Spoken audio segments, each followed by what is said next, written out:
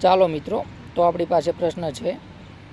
પ્રશ્ન 1, ABCનો પગાર 2:3:5ના ગુણોત્તરમાં છે. જો તેમના પગારમાં અનુક્રમે 15%, 10% અને 20%નો વધારો કરવામાં આવે તો તેમના પગારનો નવો ગુણોત્તર શું હશે? ઠીક છે. હવે જુઓ મિત્રો, આપણે અહીંયા પગારનો રેશિયો આપેલો છે ABCનો 2:3:5ના ગુણોત્તરમાં. ઠીક છે. હવે શું કહે છે આગળ? ત્રણેયના પગારમાં અનુક્રમે 15%, 10% અને 20%નો વધારો થાય છે. તો જે નવો પગાર આવે એ નવા પગારનો ગુણોત્તર આપણે કેટલો થાય એ આપણે શોધવાનો છે. ઠીક છે. તો અહીંયા જુઓ, 2ના 15%, 3ના 10% અને 5ના 20%. એ આપણે કહેવાનો મતલબ શોધવા જશું તો આપણો કહેવાનો મતલબ પોઈન્ટમાં જવાબ જશે અને આપણે કેલ્ક્યુલેશનમાં પણ બહુ વાર લાગશે. ઠીક છે. એટલે આપણે સિમ્પલ શું કરશું, 2:3:5માં આપણે 2 શૂન્ય ઉમેરી દઈશું.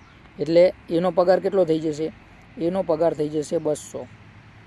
ઠીક છે. બીનો પગાર કેટલો થઈ જશે? 300. અને સીનો પગાર કેટલો થઈ જશે? 500. ઠીક છે.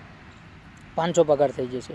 હવે 200, એનો પગાર કેટલો 15% વધે છે, તો 200 ગુણ્યા 15 ભાગ્યા 100.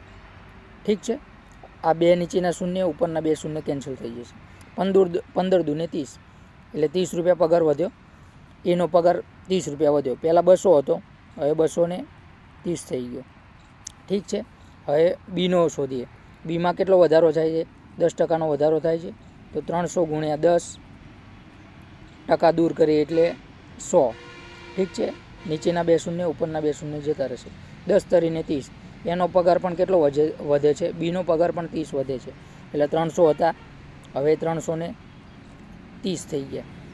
ઠીક છે. હવે સીનો કેટલો 20% પગાર વધારો થાય છે, એટલે 500 ગુણ્યા 20% દૂર કરીએ એટલે ભાગ્યા 100. ઠીક છે. નીચેના બે શૂન્ય, ઉપરના બે શૂન્ય જતા રહે. 20, 50 અને 100.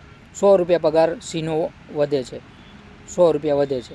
ઠીક છે. પહેલાં 500 હતા, એટલે હવે 600 થઈ ગયા. ઠીક છે. તો નવો રેશિયો શું મળ્યો આપણને પગારનો? 230:330:600. ઠીક છે. ત્રણેયમાંથી આપણે એક શૂન્ય કેન્સલ કરશું. 230માંથી એક શૂન્ય જશે, 330માંથી એક શૂન્ય જશે અને 60માંથી એક શૂન્ય જશે, 600માંથી એક શૂન્ય જશે. એટલે નવો રેશિયો શું છે?